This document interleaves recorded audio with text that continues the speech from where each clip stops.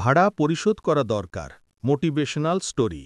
বিল্লাল রাজু, প্রকাশকাল 03-11-25+++++++++++।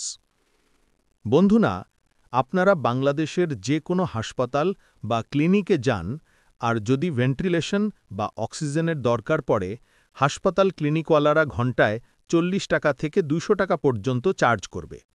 মহান আল্লাহ পাকের দুনিয়ায় কত হাজার ঘণ্টা, কত লক্ষ ঘণ্টা অক্সিজেন নিয়েছেন।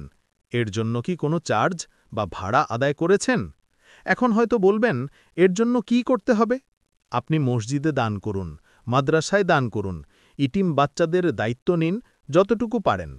অসচ্ছল মানুষের পাশে দাঁড়ান, হাসপাতালে চিকিৎসাধীন গরিব রোগীদের পাশে দাঁড়ান, রাস্তাঘাট মেরামত করে দিন, স্কুল করে দিন। আল্লাহ মানুষকে আশরাফুল মাকলুকাত বলেছেন, অর্থাৎ শ্রেষ্ঠ প্রাণী।